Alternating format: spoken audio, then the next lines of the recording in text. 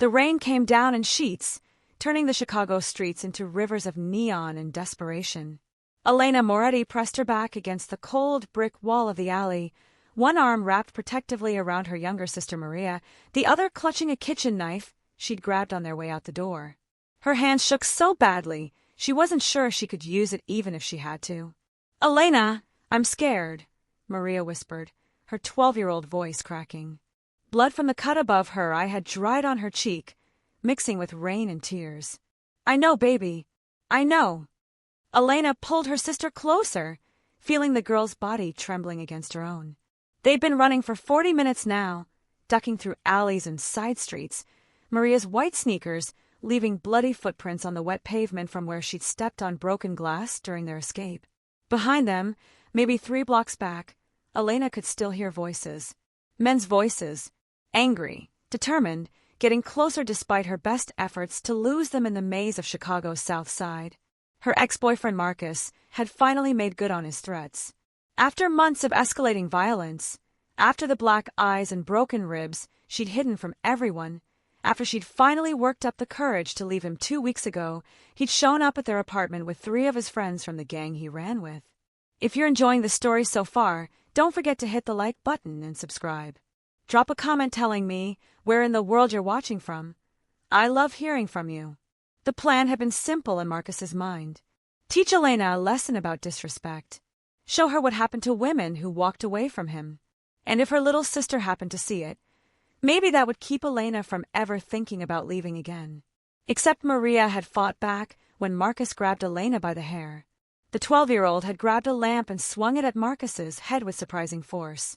In the chaos that followed, with Marcus bleeding and cursing and his friends scrambling, Elena had grabbed Maria's hand and they'd run.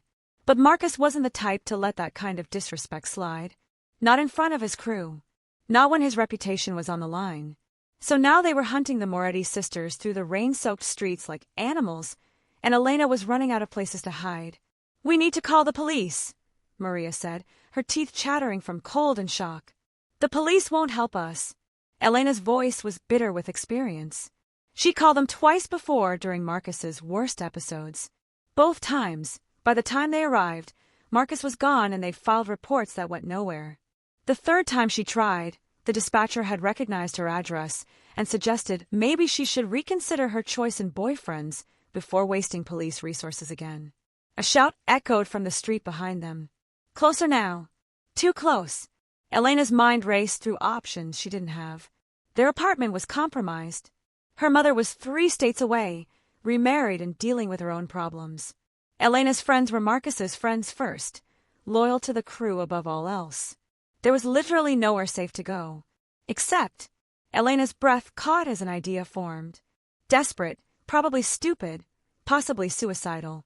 But when you're backed into a corner with your baby sister bleeding and 4 violent men hunting you through the streets, stupid ideas start looking like the only ideas. "Come on." Elena grabbed Maria's hand and pulled her deeper into the alley, moving with renewed purpose now that she had a destination in mind. "Where are we going?" Maria stumbled over trash bags and puddles, trusting her sister completely despite having no idea what the plan was. "Somewhere safe. I hope." They emerged from the alley onto Halsted Street, where even at 10 o'clock on a Tuesday night, the restaurants and bars were alive with activity. Normal people living normal lives, completely unaware that 2 terrified women were running for their lives just outside their warm, safe worlds. Elena knew this neighborhood. Everyone in Chicago knew this neighborhood, or at least knew about it. This was outfit territory, old-school Italian mob control that had ruled these 6 blocks for 3 generations. The kind of place where regular crimes didn't happen because anyone stupid enough to cause trouble here disappeared quietly and permanently. And at the center of it all, like a king in his castle, was Dante Caruso. Elena had seen him exactly twice in her life. Once when she was 16, walking past his restaurant with her mother. She'd stared at the expensive suits and the way everyone seemed to bend toward him like flowers following the sun. The second time was 3 months ago, when he'd come into the diner where she waitressed. He'd ordered coffee, black, left a $100 tip on a $3 check, and hadn't said a single word. But she'd felt his presence like electricity in the air, The way everyone in the diner had suddenly become more careful, more polite, more aware. Dante Caruso was dangerous. Everyone knew that. He controlled gambling, loan sharking, protection rackets throughout the South Side. People whispered that he'd killed his first man at 19 and had never looked back. The police couldn't touch him. Rival gangs had tried and failed to push into his territory for years. But there was something else people said about Dante Caruso. Something that made Elena's desperate plan seem just barely possible instead of completely insane. They said he had rules. Old rules. The kind of code that had governed organized crime back when there was still some twisted sense of honor in the underworld. Don't hurt women. Don't hurt children. Don't bring innocent people into business disputes. And most importantly, respect the neighborhood. Keep it safe. Keep it clean. Keep regular people out of the violence. Marcus and his crew weren't part of the outfit. They were independents, street-level dealers who operated in the cracks and shadows, careful never to push hard enough into organized territory to draw serious attention. But chasing two women through these streets, threatening violence in Dante Caruso's neighborhood, that was crossing lines that Marcus was too stupid or too angry to recognize. Elena stopped in front of Bella Notte, the restaurant everyone knew was Dante's headquarters. Through the windows, she could see the dinner crowd thinning out, well-dressed couples, finishing dessert and expensive wine. The front door was guarded by a large man in a suit who looked at Elena and Maria with immediate suspicion. "Please," Elena said, her voice barely audible over the rain. "I need to see Mr. Caruso." The guard's expression didn't change. "Restaurant's closing. Try calling for a reservation tomorrow." "I don't need a table. I need help." Elena's voice cracked. Behind them, she heard shouting. Marcus and his crew had made it to Halstead. They'd be here in less than a minute. The guard followed her gaze to the street, taking in the four men, moving with predatory purpose through the rain. His hand moved inside his jacket, not threatening, just ready. "What kind of help?" "The kind where you don't let those men kill my sister." Elena pushed Maria behind her, putting herself between the 12-year-old and whatever was coming. "Please, I know who Mr. Caruso is. I know what he does. And I know he doesn't let people bring violence into his neighborhood. Those men are about to do exactly that unless someone stops them." The guard studied her for a long moment. Elena could see him weighing options, calculating risk, deciding whether this was worth interrupting his boss's evening. Then his eyes landed on Maria, on the blood on her face, on the way she was shaking with fear and cold. Something in his expression shifted. "Wait here." He spoke into a radio clipped to his collar, too quiet for Elena to hear the words. 30 seconds later, the restaurant's front door opened and another man in a suit appeared. This one was older, maybe 50, with silver at his temples and eyes that had seen everything twice. "You're the waitress," he said to Elena. "Not a question. From Milano's diner." Elena nodded, surprised he recognized her. "And these men following you, what do they want?" "To hurt us. To kill us, probably. My ex-boyfriend, Elena's voice broke. She was so tired of being scared, so tired of running, so tired of Marcus and his violence and the way he poisoned every part of her life. The silver-haired man held up a hand. "Save it for the boss. Come inside. Now." He practically pulled them through the door just as Marcus and his crew reached the front of the restaurant. Elena caught a glimpse of Marcus's face twisted with rage, his hand reaching inside his jacket for the gun she knew he carried. Then the door closed and they were inside, surrounded by warm air and the smell of garlic and wine and safety. The restaurant was beautiful in the way money makes things beautiful. White tablecloths, gleaming silverware, art on the walls that was probably worth more than Elena made in a year. The remaining diners looked up curiously as she and Maria were escorted through the dining room, dripping rain water on expensive carpet. They were led to a back room, an office with dark wood paneling and leather furniture. Behind a massive desk sat Dante Caruso, reviewing papers with the focused attention of a man who'd built an empire on attention to detail. He looked up when they entered, and Elena felt her breath catch. Dante Caruso was 42 years old, though he could have passed for younger. Dark hair with just a touch of silver at the temples that somehow made him more attractive rather than less. Strong jaw, a Roman nose, eyes so dark they were almost black. He wore a charcoal suit that probably cost more than Elena's car, tailored perfectly to broad shoulders and a lean build. But it was his presence that truly struck her. The way he filled the room without moving. The way his attention felt like being examined under a microscope, every detail catalogued and assessed. "Mr. Caruso," the silver-haired man said, "the situation outside requires your attention." Dante's eyes moved from Elena to Maria, taking in the blood on the child's face, the terror in both their expressions, the way Elena instinctively positioned herself between her sister and any potential threat. "Explain." His voice was deep, controlled, the kind of voice that expected obedience and usually got it. Elena opened her mouth, then realized she had no idea where to start.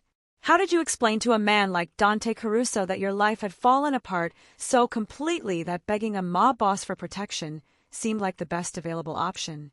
"My name is Elena Moretti. This is my sister Maria. We're being chased by 4 men who want to hurt us, and I didn't know where else to go." The words tumbled out in a rush. "I know you don't know us. I know we have no right to ask for your help. But those men out there, they're going to bring violence into your neighborhood unless someone stops them. And I thought, maybe, if you have rules about that kind of thing, maybe you'd—" "Who are the men?" Dante interrupted, his expression unreadable. "Marcus Williams. And 3 guys from his crew. They run drugs out of the projects on 53rd Street. Something flickered in Dante's eyes. Recognition, maybe. Or calculation. Marcus Williams. Small-time dealer. Thinks he's building an empire but barely controls 4 blocks. Has a reputation for violence against women and a bad habit of disrespecting boundaries." The fact that Dante knew exactly who Marcus was shouldn't have surprised Elena, but it did. This was a man who kept track of every criminal operation in his territory, no matter how small. "He's my ex-boyfriend," Elena continued. "I left him 2 weeks ago after he put me in the hospital. Tonight, he came to our apartment with his friends. He was going to—" She glanced at Maria, not wanting to say the words in front of her sister. Maria fought back. "We ran. And now they're outside your restaurant, probably with guns, definitely angry enough to do something stupid." Dante stood, moving with the kind of controlled grace that reminded Elena of predators she'd seen in nature documentaries. He walked to the window that overlooked the street, hands in his pockets, studying the scene outside.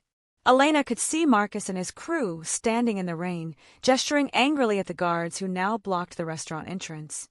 Even from inside, she could read Marcus's body language. He was working himself up, convincing himself that pushing through those guards was worth whatever consequences might follow. "Giuseppe," Dante said quietly to the silver-haired man. "How many outside?" 4. All armed. The leader is making threats about his property being inside your establishment. Says he has the right to collect what belongs to him." Dante's jaw tightened almost imperceptibly. His property. That's what he called her, boss. For a long moment, Dante said nothing. He just stood at the window, watching Marcus Williams make the worst mistake of his short, violent life. Then he turned back to Elena and Maria, his dark eyes settling on the 12-year-old girl who was still shaking with fear and shock. "How old are you?" he asked Maria gently. 12, Maria whispered. "And the cut on your face. How did that happen?" Maria glanced at Elena, unsure if she should answer. Elena nodded encouragement. "He grabbed Elena's hair and was hitting her," Maria said, her voice getting stronger as she talked. "I hit him with a lamp. Then he pushed me, and I fell into the coffee table. The glass broke." Dante's expression didn't change, but something cold settled into his eyes. Something that made Elena simultaneously grateful she was on his side and terrified of what was about to happen to Marcus. "You did well," Dante told Maria. "Protecting your sister. That took courage." Maria straightened slightly at the praise, some of her fear receding. Dante turned to Giuseppe. "Take them to the private dining room upstairs. Get the girl cleaned up. Feed them both. They look half-starved." He pulled out his phone. "And call Dr. Rossini. I want Maria examined. The cut might need stitches." "Mr. Caruso," Elena started, not sure whether to thank him or ask what he was planning to do about Marcus. "I don't have money to pay you." "I can't. Did I ask for money?" The directness of the question stopped her. "No, but then why are you talking about it?" Dante's tone wasn't harsh, just matter of fact. "You came to me for protection. I'm providing it. What happens next is between me and the men outside. You and your sister are no longer part of this equation. But Marcus Williams is a dead man who doesn't know it yet. Dante said it so calmly, like he was discussing the weather. The moment he called you his property, the moment he chased you into my neighborhood with the intent to commit violence against a woman and a child, he signed his own death warrant. The only question now is how publicly I need to make an example of him. Elena felt her knees go weak. She'd hoped for protection, for intervention, maybe for Dante to scare Marcus off. She hadn't actually expected him to kill anyone. The reality of what she'd set in motion crashed over her. I didn't mean for anyone to die, she whispered. Dante's expression softened slightly. Miss Moretti, do you understand what would have happened if you'd kept running? If you'd hidden in some alley or abandoned building? Marcus would have found you. And when he did, he would have hurt you and your sister in ways that would have left scars that never heal. That was always going to be the ending to your story, unless someone stopped him permanently. He moved closer, and Elena fought the urge to step back. Not because she was afraid of him exactly, but because his presence was overwhelming in a way she'd never experienced. I have rules, Dante continued. Rules that have kept this neighborhood safe for 3 generations. Women and children are protected. Always. No exceptions. Marcus Williams violated those rules the moment he stepped onto my streets with violence in his heart. What happens to him now isn't on you. It's on him. Okay, Elena said quietly, not sure what else to say. She was in shock, she realized. Everything that had happened in the last few hours was catching up with her all at once. Dante must have seen it in her face because his voice gentled. Giuseppe will take care of you. Eat something. Get warm. Let the doctor look at Maria. I'll handle the situation outside. As Giuseppe led them toward the door, Maria suddenly turned back. Thank you, she said to Dante, for helping us. Dante's expression shifted into something almost like a smile. You're welcome, Piccola. You're safe now. Both of you. After they left, Dante stood alone in his office, staring at the closed door. He'd meant what he said. Elena and Maria were safe now. Under his protection, which in this neighborhood meant something absolute. But as he prepared to go outside and deal with Marcus Williams, Dante found himself thinking about Elena Moretti's eyes. Hazel, he'd noticed. Flecked with gold. Terrified but determined, the kind of strength that came from surviving things that should have broken her. She was beautiful in an understated way that had nothing to do with makeup or expensive clothes. Natural beauty, the kind that hit you unexpected and stayed with you. He'd remembered her from the diner 3 months ago, the way she'd moved efficiently between tables, always smiling at customers even though he could see the exhaustion in her eyes. He'd left the $100 tip because he'd noticed the bruise on her wrist she tried to hide with a long-sleeve shirt.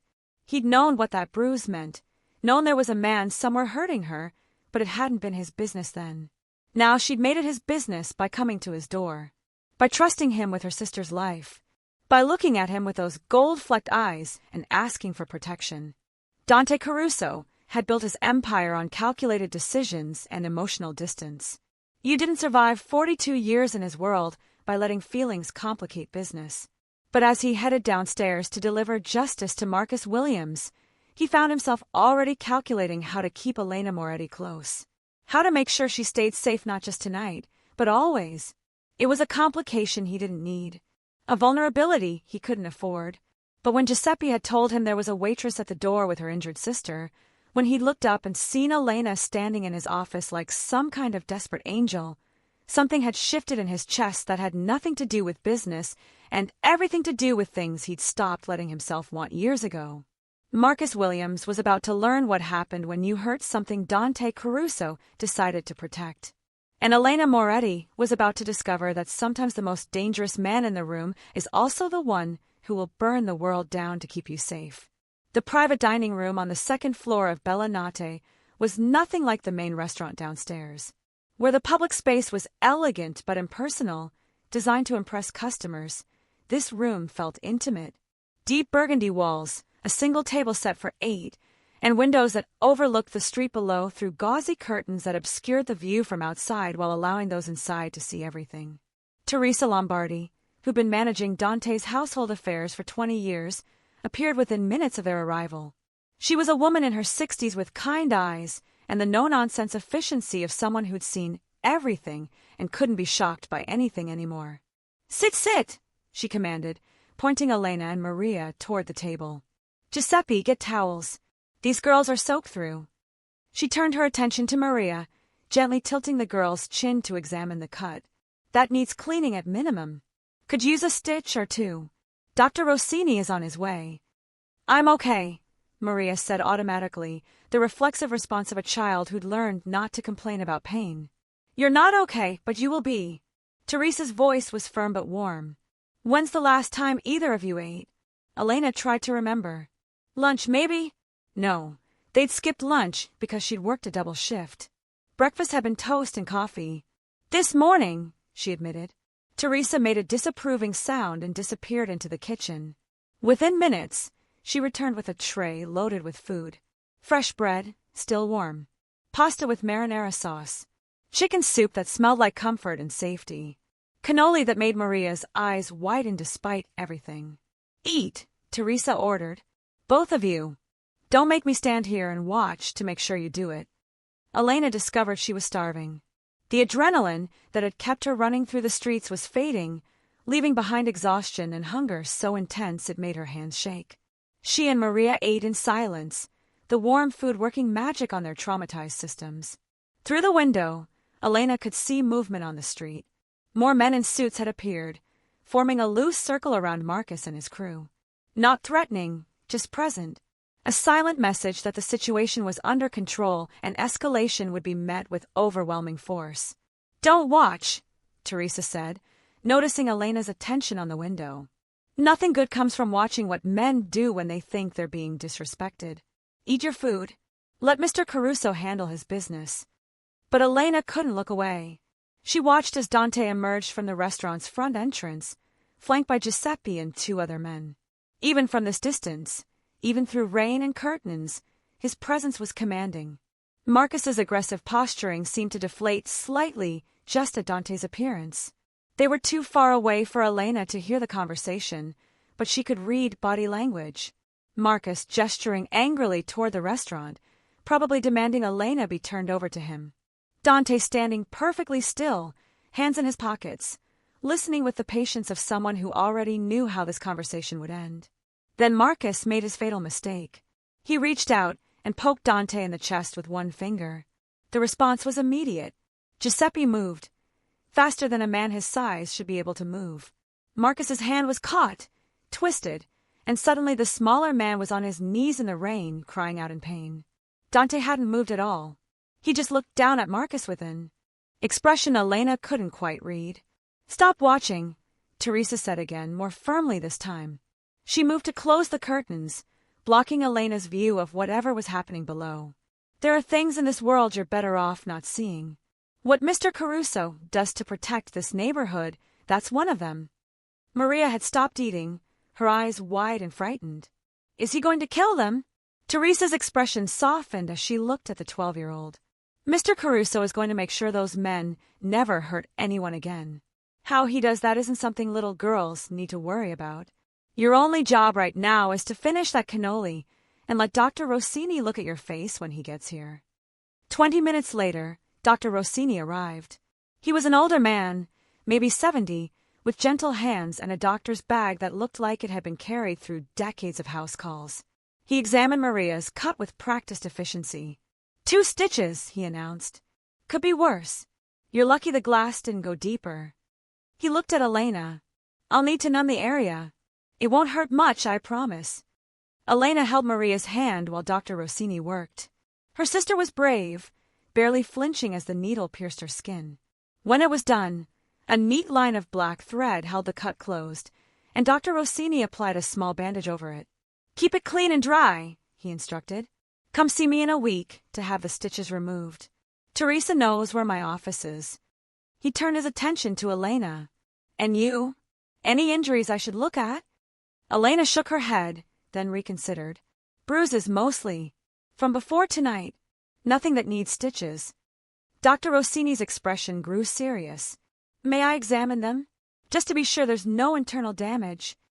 Elena glanced at Maria, who was now working on her second cannoli under Teresa's approving eye. Maria, why don't you stay here with Teresa? I'll be right back.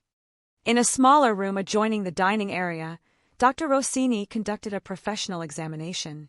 Elena showed him the bruises on her ribs, her arms, her back. The doctor's expression grew grimmer with each new injury revealed. These are weeks old, he observed. Healing, but extensive. You should have sought medical attention. I couldn't afford it, and I couldn't explain to an ER doctor how I got them without police getting involved. And the police weren't helpful. The police were useless. The bitterness in Elena's voice surprised even her. They told me to stop wasting their time. Suggested I was probably exaggerating. One officer actually laughed and said maybe I should pick better boyfriends. Dr. Rossini's jaw tightened. Well, you won't need to worry about police or hospital bills now. Mr. Caruso will ensure you're taken care of. He paused. For what it's worth, young lady, you made the right choice coming here tonight. Whatever you think about Mr. Caruso's business, he's a man of honor. He protects those under his care absolutely. When Elena and Dr. Rossini returned to the dining room, Dante was there. He'd changed out of his wet suit jacket into a dry one, but his hair was still damp from the rain. He was sitting at the table with Maria, showing her something on his phone that was making the 12-year-old giggle. Elena stopped in the doorway, struck by the surreal domesticity of the scene. This man, who terrified hardened criminals, was patiently explaining something to her little sister with the kind of gentle attention more suited to a teacher than a mob boss. It's a video of a cat, Maria announced when she saw Elena. It's trying to jump onto a counter, but it keeps missing. It's really funny. I see that. Elena moved to stand protectively near her sister, old habits dying hard. Dante looked up, his dark eyes meeting hers. Dr. Rossini says you're both going to be fine. Maria was very brave during the stitches. She always is. Elena's hand found Maria's shoulder. What happened outside? The situation has been resolved. Dante's tone made it clear that was all the detail she'd be getting. Marcus Williams and his associates will not be bothering you again. Ever. Elena wanted to ask if that meant what she thought it meant, but Dr. Rossini's words echoed in her mind. There are things in this world you're better off not seeing. Maybe there were also things she was better off not knowing. Thank you, she said instead. For everything. For helping us, for the food, for Dr. Rossini. I don't know how to repay you. You don't need to repay me, but we do need to discuss your living situation. Dante stood, his presence immediately dominating the room again, now that he wasn't focused on entertaining Maria. You can't go back to your apartment. Even with Marcus gone, his crew has friends. Word will spread that you came to me for protection. That makes you a target for anyone looking to send me a message. The reality of that statement hit Elena hard. She'd been so focused on surviving the immediate threat that she hadn't thought about the longer-term implications.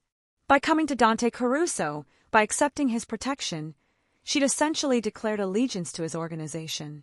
In the criminal underworld's twisted logic, that made her fair game for his enemies.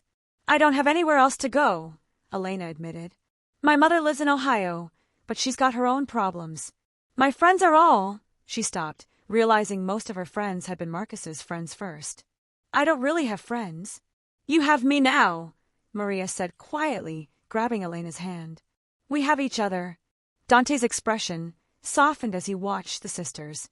You'll stay here for tonight. I have apartments above the restaurant. Teresa can set you up in one of the guest rooms. Tomorrow, we'll discuss something more permanent. Mr. Caruso, I can't just... You can and you will. His tone left no room for argument. You came to me for protection. That protection doesn't end just because the immediate threat is gone. You're under my care now, Miss Moretti. Both of you. That means housing, security, whatever you need to feel safe. But why? The question burst out before Elena could stop it. Why would you do all this for us? We're nobody to you. Dante was quiet for a long moment, studying her with those impossibly dark eyes. You're not nobody, he said finally. You're someone who had the courage to protect your sister. Someone who knew when to ask for help instead of letting pride get you both killed. And you're someone who trusted me with the most important thing in your life. His gaze shifted to Maria. That means something. Teresa appeared in the doorway. The guest suite is ready. Fresh clothes in the closet, toiletries in the bathroom. Should fit well enough for tonight. As Teresa led them toward the guest quarters, Elena glanced back at Dante. He was standing at the window now, looking out at the rain-soaked street where less than an hour ago Marcus Williams had made his last mistake. There was something lonely about his silhouette, something that suggested he was used to standing watch while others slept safely. The guest suite was nicer than any hotel Elena had ever stayed in. King bed with high thread count sheets, marble bathroom with a soaking tub, walk-in closet stocked with clothing in various sizes. Maria immediately claimed the oversized armchair by the window, curling up with a blanket Teresa provided. "There's a lock on the door," Teresa pointed out, "though you won't need it. No one comes up here without Mr. Caruso's permission. You're as safe as you can possibly be." After Teresa left, Elena finally let herself break down. She sat on the edge of the bathtub, water running to cover the sound of her crying, and released all the fear and tension and trauma of the past few hours. Marcus was gone. They were safe. But the cost of that safety was dependence on a man whose world was built on violence and power. A soft knock on the bathroom door interrupted her spiral. "Elena," Maria's voice. "Are you okay?" Elena quickly splashed water on her face and opened the door. "I'm fine, baby. Just tired." Maria looked unconvinced but didn't push. "Do you think we'll really be safe here?" "Yes." Elena was surprised by how much she believed it. "Mr. Caruso doesn't make promises he can't keep. He's scary," Maria said thoughtfully. "But nice scary. Like a guard dog that's really mean to strangers but gentle with its family." The analogy was surprisingly accurate.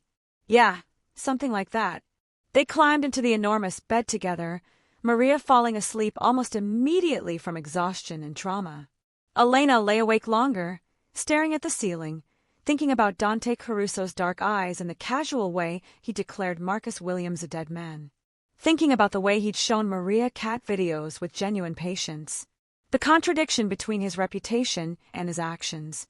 She'd been so desperate for safety that she'd run straight into the arms of the most dangerous man in Chicago. And somehow, impossibly, she felt safer than she had in years. Downstairs, Dante sat in his office, nursing a glass of whiskey and reviewing the night's events. Marcus Williams's body would be found in an alley in neutral territory, far from Dante's neighborhood. The message would be clear to anyone who understood the language of the streets. Marcus had violated the rules and paid the price. But that wasn't what occupied Dante's thoughts. He kept seeing Elena Moretti's face, the way she positioned herself between her sister and any potential threat, the gold flecks in her hazel eyes, the bruises Dr. Rossini had quietly catalogued during his examination, whispering the details to Dante afterward with the grim professionalism of a man who documented abuse too many times. Dante Caruso had killed Marcus Williams himself, not because it was necessary, Giuseppe and his men could have handled it, but because Dante had needed to look into the eyes of the man who'd put those bruises on Elena's skin and personally ensure he would never hurt anyone again. It had felt good in a way that disturbed him. He'd stopped taking personal pleasure in violence years ago. It was just business, necessary work to maintain order and respect. But breaking Marcus Williams apart piece by piece until the man begged for death, that had felt personal, that had felt righteous, and that was dangerous. Dante had survived 23 years in organized crime by maintaining emotional distance. You didn't get attached. You didn't let feelings cloud judgment. You certainly didn't develop protective instincts toward waitresses with haunted eyes and courage they didn't know they possessed. But it was too late for that advice. The moment Elena had walked into his office with her bleeding sister, the moment she'd looked at him with desperate hope and asked for protection, something had shifted. Some wall Dante had built years ago had developed a crack. He pulled up the security camera footage from earlier, watching Elena and Maria eat in the upstairs dining room. The way Elena kept one hand on her sister's shoulder, even while eating with the other. The way Maria looked at Elena with absolute trust. They had nothing except each other, and yet somehow that seemed like everything that mattered. Giuseppe knocked and entered without waiting for permission. "Situation's contained," he reported. "Williams is handled. His crew scattered. Word's already spreading that anyone who touches those girls answers to you." "Good. Boss, if I may." Giuseppe's tone suggested he was about to say something Dante wouldn't want to hear. Getting personally involved with civilians, especially attractive ones, that's complicated territory. I'm aware. Are you? Giuseppe had known Dante since he was 19 years old. He was one of the few people who could speak frankly. Because from where I'm standing, you just adopted 2 women who have no connection to our world. You're putting them up in your building. You're providing protection that's going to require ongoing resources and attention. And the way you looked at Elena Moretti, that wasn't the way a boss looks at someone under protection. That was personal. Dante set down his whiskey glass. What's your point? My point is that personal gets people killed. You taught me that. Getting emotionally invested in someone makes them a target. Every enemy you have will see Elena and Maria as leverage. Is that really what you want for them? It was a fair question. A smart question. The same question Dante had been asking himself for the past hour. They're already targets, Dante said finally. The moment they knocked on my door seeking protection, they became part of my world whether I wanted that or not. The only question is whether I provide half measures or full commitment. And you know me well enough to know I don't do anything halfway. Giuseppe nodded slowly. Just be careful, boss. The last time you cared about someone this much, it didn't end well. After Giuseppe left, Dante returned to the window. Rain still fell on the city, washing blood from streets and carrying secrets into sewers. Somewhere out there, rival crews were plotting their next moves. Police were investigating crimes they'd never solve. Regular people were living regular lives, completely unaware of the violent chess game being played around them. And upstairs, Elena Moretti was sleeping in his guest suite, under his roof, protected by his men and his reputation. She didn't know it yet, but her life had fundamentally changed tonight.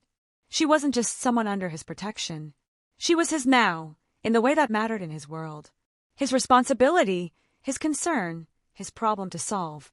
The question was whether she'd accept that reality or fight it, whether she'd see him as her savior or her captor, whether the fear he'd seen in her eyes tonight would evolve into trust or deepen into terror. Dante had a feeling he was about to find out, and for the first time in years, he wasn't entirely sure he liked the answer. But that was tomorrow's problem. Tonight, Elena and Maria were safe. And for now, that was enough. Elena woke to sunlight streaming through unfamiliar windows and the smell of fresh coffee. For a disoriented moment, she couldn't remember where she was. Then the events of last night crashed back. Marcus, the chase, Dante Caruso, the promise of safety that came with strings she didn't yet understand. Maria was still asleep beside her, breathing deeply, one hand tucked under her cheek. The bandage on her forehead was stark white against her olive skin, a reminder of how close they'd come to something much worse. Elena slipped out of bed carefully, not wanting to wake her sister. In the bathroom, she studied her reflection in the mirror. She looked exhausted, dark circles under her eyes, her hair a mess. But there was something else too, a lightness she hadn't felt in months. The constant tension that had lived in her shoulders since she'd started dating Marcus was gone. The clothes Teresa had left were simple but expensive. Jeans that fit perfectly, a soft cashmere sweater in deep green, undergarments still in packaging. Elena dressed slowly, trying to process the surreal reality of her situation. 24 hours ago, she'd been a waitress living paycheck to paycheck in a crappy apartment with an abusive ex-boyfriend. Now she was wearing cashmere and sleeping in a suite above a mob boss's restaurant. When she emerged from the bedroom, she found Teresa in the small kitchenette area, setting out breakfast. "Good morning," the older woman said warmly. "Coffee's fresh. I brought pastries from the bakery down the street. How's the little one?" "Still sleeping." The exhaustion finally caught up with her. "Let her rest. Dr. Rossini said she'd be tired for a few days while her body processes the shock." Teresa poured coffee into an elegant cup. "Mr. Caruso asked me to tell you he'd like to speak with you this morning. When you're ready, of course. No rush." Elena's stomach fluttered nervously. "Is he here?" "Always here. That man works more hours than should be humanly possible." Teresa's tone was affectionate, the way you talk about a difficult but beloved family member. "His office is downstairs, second door on the left past the kitchen." After finishing her coffee and checking that Maria was still sleeping peacefully, Elena made her way downstairs. The restaurant looked different in daylight. Less romantic, more businesslike. Staff was preparing for lunch service, and she could hear Giuseppe's voice from somewhere in the back, giving orders about deliveries. Dante's office door was open. He sat behind his desk, reading something on his computer with intense concentration. He'd rolled up his shirt sleeves, revealing forearms corded with muscle. Reading glasses perched on his nose made him look more like a CEO than a mob boss. Elena knocked softly on the doorframe. "You wanted to see me?" Dante looked up, and something in his expression shifted when he saw her. "Elena! Come in, please. Close the door." She did, then stood awkwardly in the center of the room, not sure if she should sit without being invited. "Sit," Dante said, as if reading her mind. He removed his reading glasses and gave her his full attention. "How are you feeling this morning?" "Confused. Grateful. Scared. All of the above." A slight smile touched his lips. "That's honest. I appreciate honesty." "Mr. Caruso, Dante," he interrupted. "If you're going to be under my protection, we can skip the formalities." "Dante," Elena corrected, the name feeling strange on her tongue. "About last night. About everything you did for us. I need to understand what happens now. What you expect from me." "Direct. I like that too." Dante leaned back in his chair. "What happens now is we ensure you and Maria are set up somewhere safe. What I expect from you is that you let me do that without fighting me every step of the way. I'm not good at accepting charity. It's not charity. It's protection. There's a difference." His dark eyes held hers. "Elena, you need to understand something about the world you've entered. By coming to me last night, by accepting my help, you became part of my organization in the eyes of everyone who matters. That means my enemies see you as leverage. My rivals see you as a way to send me messages. You can't just go back to your old life and pretend none of this happened." The reality of that hit her hard. "So I'm trapped." "You're protected," Dante corrected. "There's a difference, though I understand why it might not feel that way right now." He stood and moved to the window, hands in his pockets. "I own several properties in the city. One of them is a building in Lincoln Park. Safe neighborhood, good schools for Maria. I can set you up in one of the apartments there. 2 bedrooms, fully furnished. You'd have privacy but security nearby. And what would I owe you for this generosity?" Dante turned to look at her, and something flickered in his eyes that she couldn't quite read. "Nothing you're not willing to give. I'm not Marcus Williams, Elena. I don't believe in ownership of people. You be free to come and go, work wherever you want, live your life. The only requirement is that you allow my people to ensure your safety." "Why?" The question burst out. "Why would you do all this for someone you don't even know?" Dante was quiet for a long moment. When he spoke, his voice was lower, more personal than before. "Because when you walked into my restaurant last night with your sister bleeding and terrified, asking for help, you trusted me with something precious. That means something in my world. It means I have an obligation to ensure that trust wasn't misplaced. That's not the whole reason."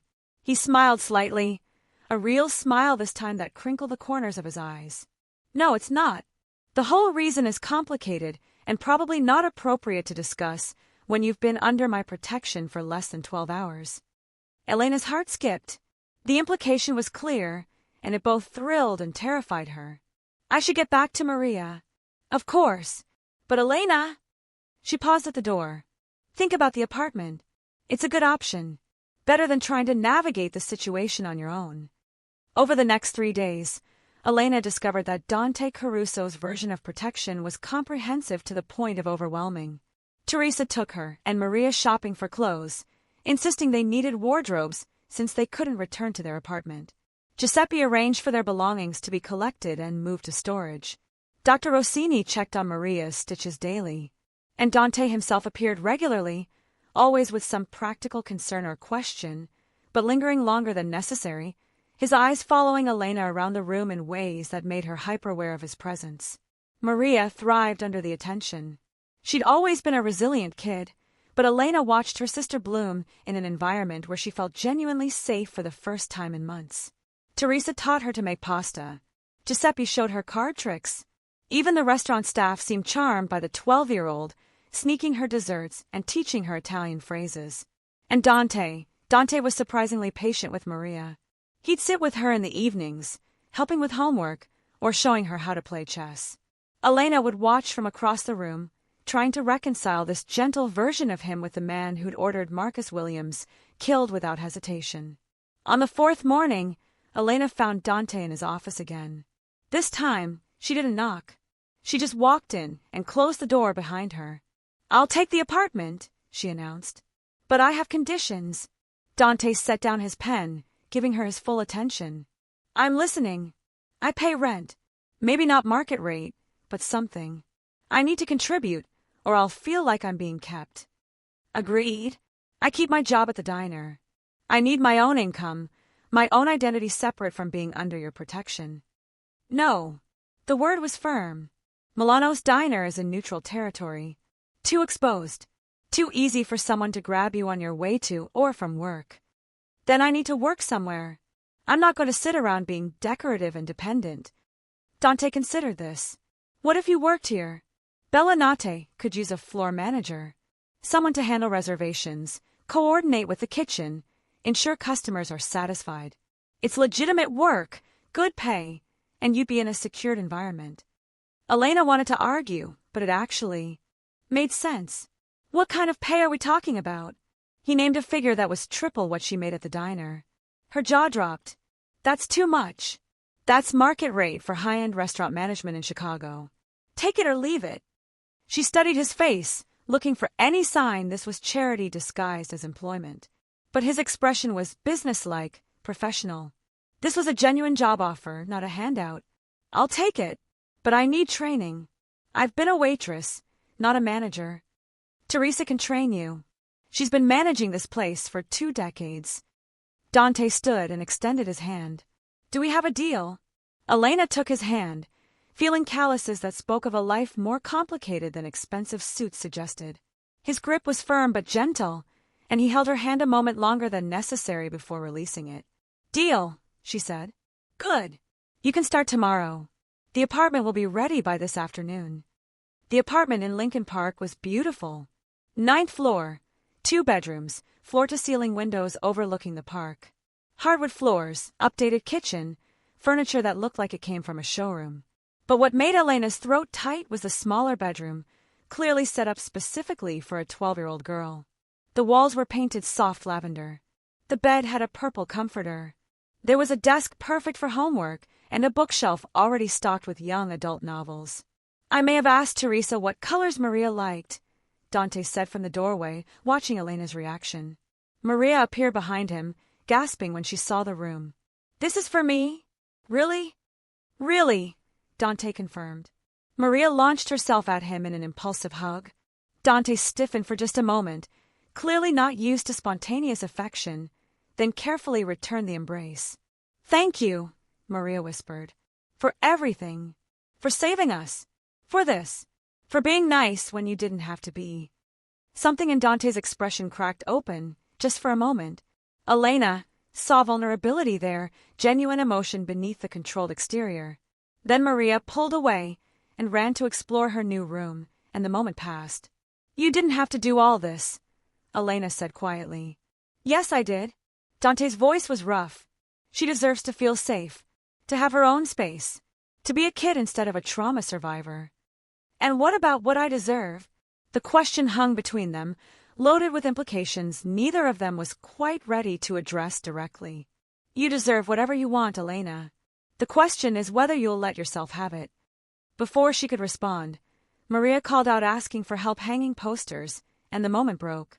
But as Dante left, his hand brushed Elena's shoulder in a gesture that was brief but deliberate, a promise of something neither of them was ready to name yet. Elena started working at Bella Notte the next day. Teresa's training was comprehensive but not overwhelming. She learned the reservation system, studied the menu until she could describe every dish, observe how Teresa handled difficult customers with a combination of charm and firm boundaries. The work was challenging but rewarding. Elena discovered she was good at reading people, at anticipating what they needed before they asked. The regular customers started requesting her by name.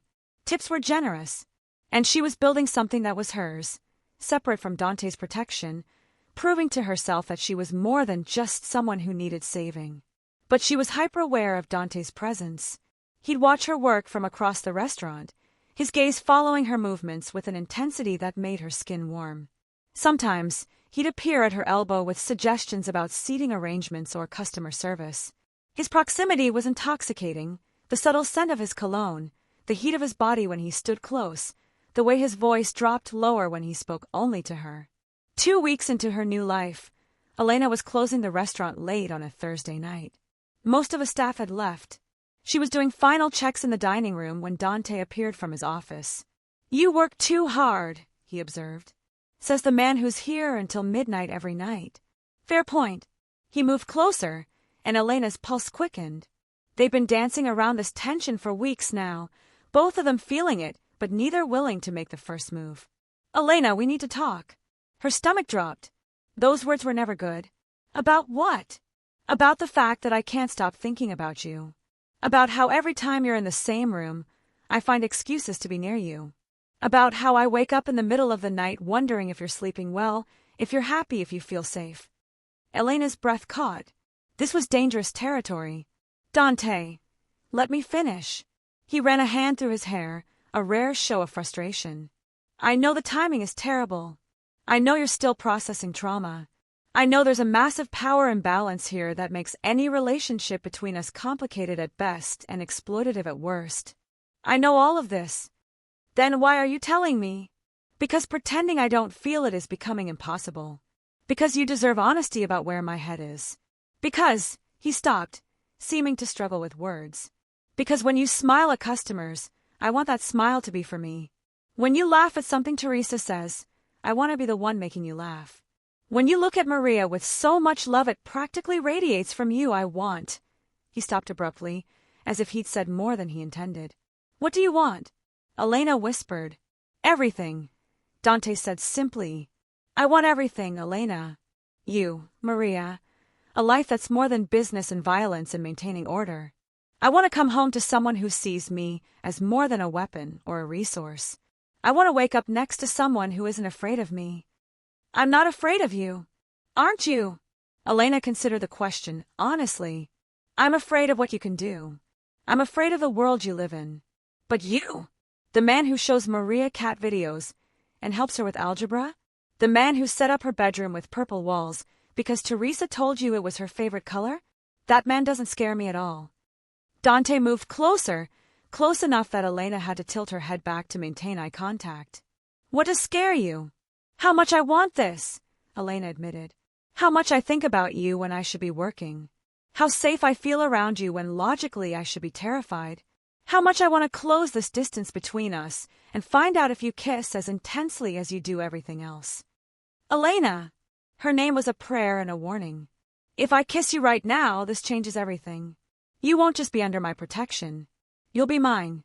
In my world, that's a claim. One that other people will recognize and react to. Are you ready for that?" She should say no. She should step back, maintain professional boundaries, protect herself from getting involved with a man whose life was built on violence. She should think about Maria, about setting a good example, about not jumping from one complicated relationship into another. Instead, she reached up and pulled Dante down to her. The kiss was everything she'd imagined and nothing she'd expected. Gentle at first, almost tentative, as if Dante was afraid she might break. Then deeper, more insistent, his hands coming up to frame her face as he kissed her like she was oxygen and he'd been drowning. Elena melted into him, her hands fisting in his shirt, pulling him closer. This wasn't the desperate kiss of two people seeking escape from their problems. This was recognition. This was two people who'd been circling each other for weeks, finally admitting what had been building between them. When they finally broke apart, both breathing hard, Dante rested his forehead against hers. "Tell me this is what you want. Tell me I'm not taking advantage of your situation." "You're not," Elena said firmly. "This is what I want.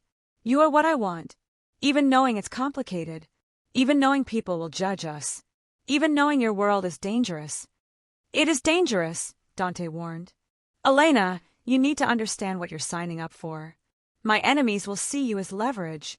You'll need security whenever you leave the building. Your freedom will be limited in ways you probably can't imagine yet. Are you really ready for that? Are you going to hurt me? Like Marcus did? Never. The word was absolute, carved from stone. I would die before I let anyone hurt you, including myself.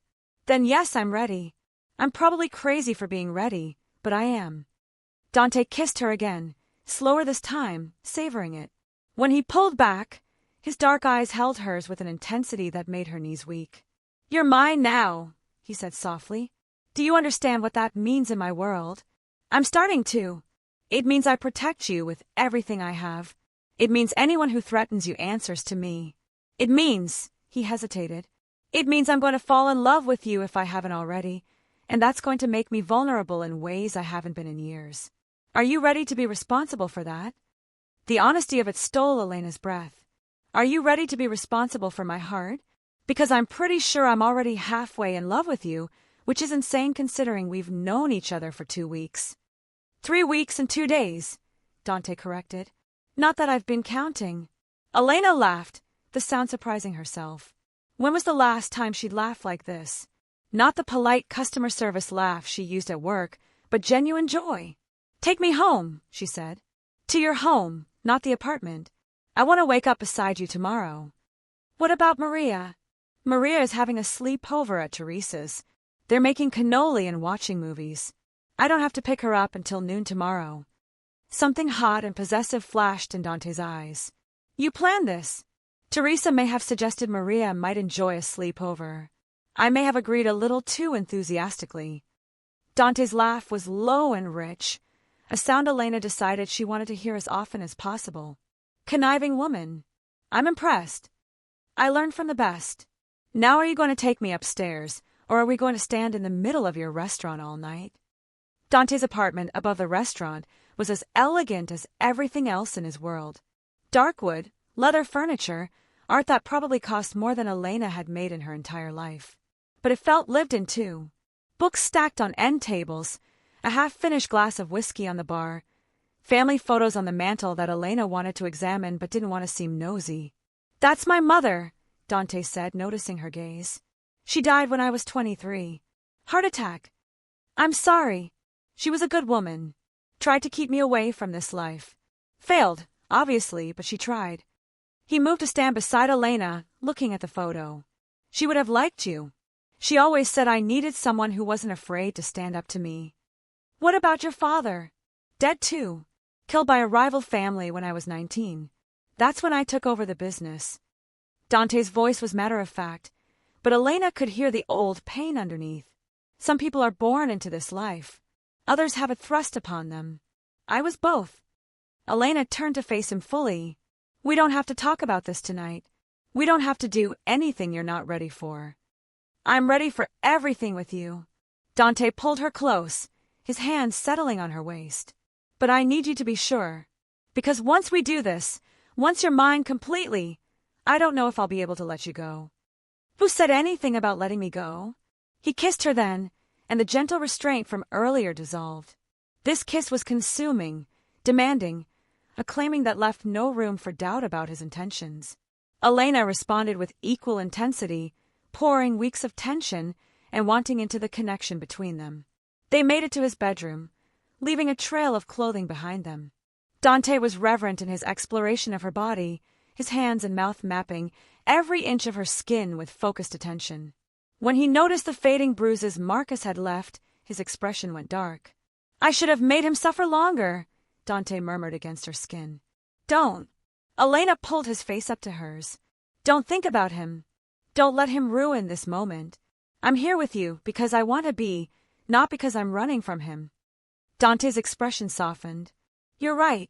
You're here. With me. And I'm going to spend all night making sure you never regret that decision. He kept that promise. Dante made love to her with a combination of intensity and tenderness that left Elena breathless. He was attentive to every sound she made, every movement, learning what made her gasp and what made her moan. And when she finally fell apart in his arms, crying out his name, the look of satisfaction on his face was absolutely primal. Afterward, they lay tangled together, Elena's head on Dante's chest, his fingers tracing lazy patterns on her back. I have a confession, Dante said into the quiet darkness. Oh no. Should I be worried? I noticed you at the diner 3 months ago. That's why I came in. I'd heard from Giuseppe that there was a waitress at Milano's who had bruises she tried to hide. I wanted to see for myself. Elena lifted her head to look at him. You knew about Marcus? I knew someone was hurting you. I didn't know who. I left that $100 tip hoping it might give you resources to leave, but I didn't intervene because it wasn't my business. You weren't in my neighborhood, weren't under my protection. Do you regret that? Not intervening sooner? Every day since. If I'd handled it then, you wouldn't have suffered for 3 more months. Maria wouldn't have that scar on her forehead. You both wouldn't have been traumatized. Elena kissed him softly. Or we never would have ended up here. In your bed, building something that feels more real than anything I've experienced in years. Maybe everything happened exactly as it needed to. You're surprisingly optimistic for someone who just escaped an abusive relationship and got tangled up with a mob boss. I'm optimistic because I'm with someone who makes me feel valued, who treats Maria like she matters, who set up a purple bedroom because a 12-year-old girl likes purple. Elena settled back against his chest. You're not nearly as scary as you think you are, Dante Caruso. Don't let that get around. It'll ruin my reputation. They fell asleep like that, wrapped around each other, and when Elena woke the next morning to sun streaming through the windows and Dante's arms still around her, she felt something she hadn't felt in longer than she could remember. Hope. The next few weeks fell into a rhythm that felt surprisingly normal despite the abnormality of the situation. They fell asleep like that, wrapped around each other, and when Elena woke the next morning to sun streaming through the windows and Dante's arms still around her, she felt something she hadn't felt in longer than she could remember. Hope. The next few weeks fell into a rhythm that felt surprisingly normal despite the abnormality of the situation. Elena split her time between the apartment and Dante's place, slowly moving more of her things upstairs until it became clear she was essentially living with him. Maria divided her time between school, the restaurant where she'd become everyone's unofficial little sister, and Teresa's place for sleepovers. Elena thrived in her role as floor manager. She implemented new systems, trained staff, built relationships with regular customers. The restaurant's revenue increased 15% in her first month. Dante praised her work publicly, but saved his more personal appreciation for private moments that left Elena flushed and breathless. But not everything was smooth. 3 weeks after Elena and Dante officially became a couple, Giuseppe pulled Dante aside with concerning news. A rival crew, the Moretti family, no relation to Elena, had been asking questions about Dante's new girlfriend. Specifically, they wanted to know if she was as important to him as rumors suggested. Dante called a meeting that night in his office. Elena insisted on being present despite his initial resistance. The Morettis are testing boundaries, Giuseppe explained, spreading photos across the desk. They've had men watching the apartment building, following Elena to and from work. They haven't made any moves yet, but they're gathering intelligence. They want to know if taking her would hurt you, Elena said, understanding immediately. If I'm valuable enough to be leverage. Yes, Dante confirmed grimly. So what do? We send a message that you're untouchable. Dante's voice was cold, the dangerous version of him that reminded Elena exactly who she was sleeping with. We make it clear that anyone who even looks at you wrong will face consequences they can't imagine. How do you plan to do that? Elena asked.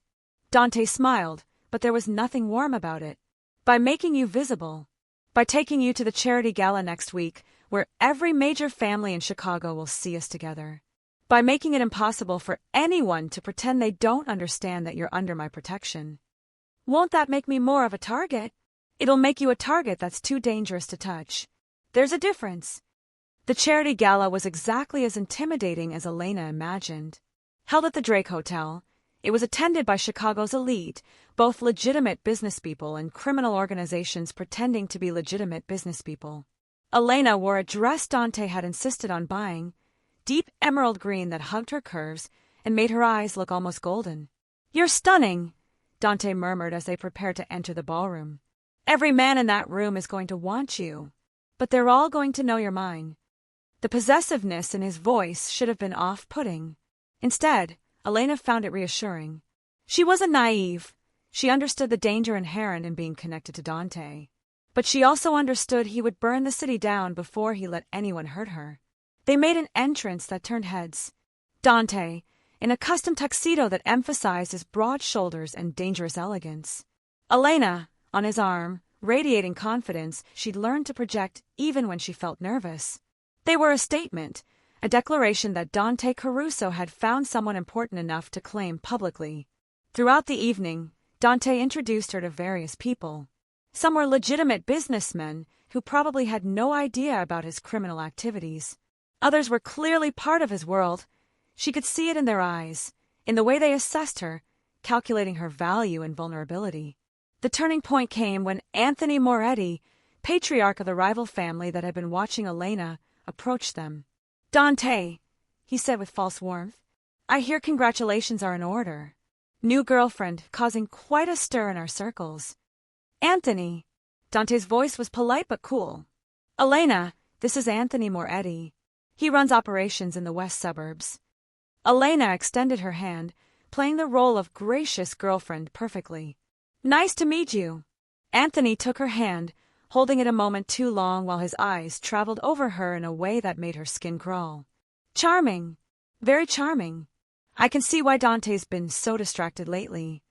"I prefer focused to distracted," Dante said, his hand settling possessively on Elena's lower back. "But I appreciate your concern. Just making sure you're not letting personal matters cloud your business judgment." Anthony's smile didn't reach his eyes. Beautiful women can be such a distraction. And such a vulnerability. The threat was subtle but unmistakable. Elena felt Dante tense beside her, sensed the violence coiling in his muscles. This could escalate quickly if someone didn't defuse it. "I find that confident men don't see their partners as vulnerabilities," Elena said smoothly. "They see them as assets. Someone to protect, certainly, but also someone who makes them stronger rather than weaker. Don't you agree, Mr. Moretti?" Anthony's expression flickered with surprise. He'd expected her to be intimidated, to defer to the men's conversation. Instead, she challenged his premise while maintaining perfect politeness. "Well said," Anthony conceded. "You've got a smart one here, Dante. Better keep her close." After he walked away, Dante turned to Elena. "That was either very brave or very stupid. Possibly both. Was I wrong to speak up?" "No. You were perfect." Dante pulled her closer. "But Anthony now knows you're not just decoration. You're intelligent, confident, capable of standing up for yourself. That makes you more interesting to him, which could be dangerous." "So we're back to me being in danger." "You were always in danger, Elena. That's the cost of being with me. The question is whether you're willing to pay it." Elena looked around the ballroom at the powerful, dangerous people who populated Dante's world. She thought about Maria, happy and thriving under their protection. She thought about her job, her independence, the life she was building. And she thought about Dante, the way he looked at her like she was precious, the way he made her feel safe and valued and seen. "Yes," she said firmly. "I'm willing to pay it." The rest of the evening proceeded without incident, but the damage was done. Anthony Moretti had made his interest clear, and in Dante's world, interest from a rival family was never a good thing. 2 days later, everything came to a head. Elena was closing the restaurant late when Giuseppe burst through the door, his expression urgent. "We need to get you out of here. Now." "What happened?" The Morettis grabbed Maria. Elena's world stopped. "What?" "She was at Teresa's apartment. They bypassed our security somehow. Teresa's fine, but Maria's gone.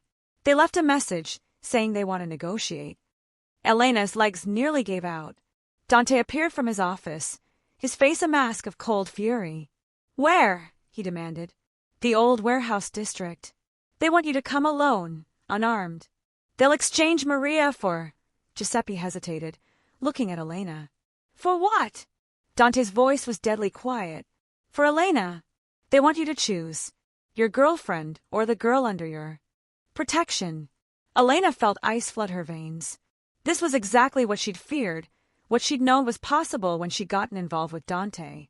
And now Maria, innocent 12-year-old Maria who'd already been through so much, was paying the price for Elena's choices. "Tell them I'm coming," Elena said immediately. Tell them they can have me. Just let Maria go. Absolutely not, Dante snapped. You're not going anywhere near the Morettis. She's my sister. I'm not letting her suffer because of me. And I'm not letting you trade yourself like a bargaining chip. Dante grabbed her shoulders. Elena, listen to me. This is what they want. They want me emotional, desperate, making stupid decisions. We're not going to give them that. Then what are we going to do? Dante's expression shifted into something absolutely terrifying. This was the man who'd built an empire on calculated violence. The man who'd killed Marcus Williams without hesitation. The man who protected what was his with ruthless efficiency. We're going to get Maria back, he said quietly. And then we're going to end the Moretti family's operations in Chicago permanently. What followed was the most terrifying 3 hours of Elena's life. Dante mobilized his entire organization, calling in every favor, activating every resource. Giuseppe coordinated with other families who owed Dante allegiance.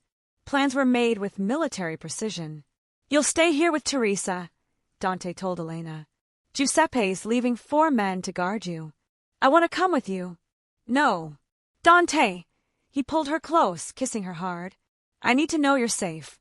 I can't do what needs to be done if I'm worried about protecting you too. Please, Elena. Stay here. Let me bring your sister home. Elena wanted to argue, but she saw the logic. She'd only be a distraction, a liability. Promise me you'll bring her back safe. I promise. And I'm going to make sure the Morettis never threaten anyone I care about ever again. After Dante left, Elena paced the apartment like a caged animal.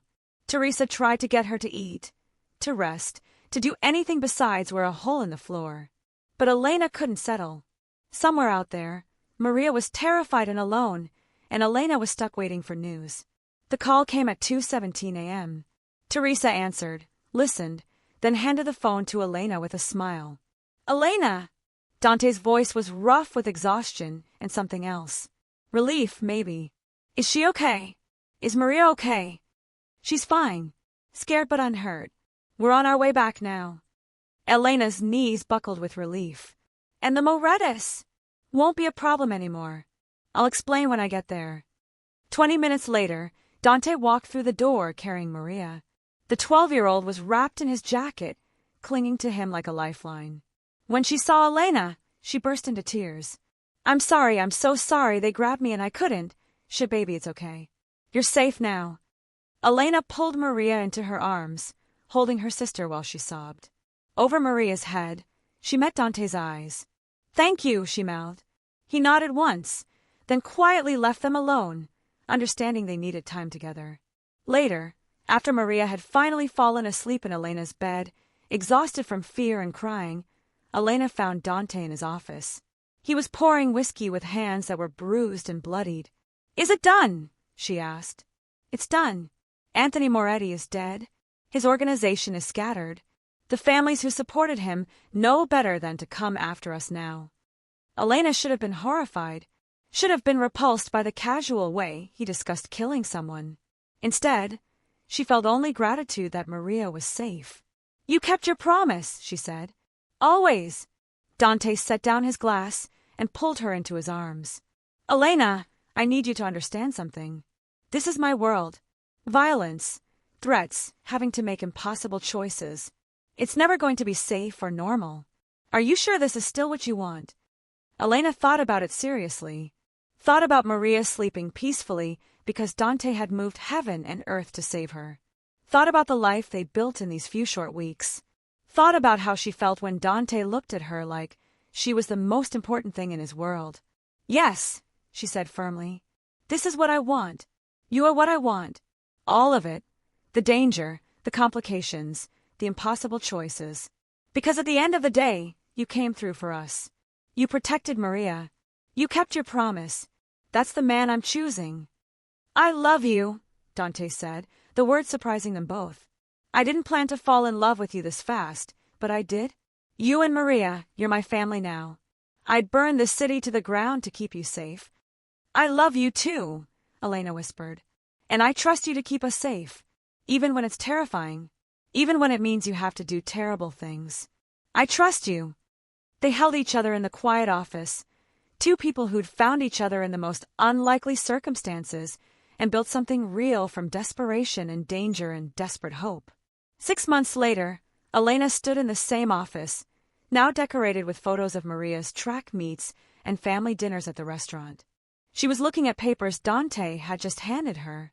"This is a marriage license application," she said, stating the obvious. "Yes, you're proposing. I'm asking. There's a difference." Dante moved to stand beside her. "I want you to be my wife, Elena. Not because you need my protection. You've proven you're strong enough to protect yourself. Not because it makes things easier in my world, though it does. But because I want to spend every day for the rest of my life with you. Because I want to make this official in every way that matters." Elena looked at the man who'd saved her life and given her a new one. The man who'd become a father figure to Maria.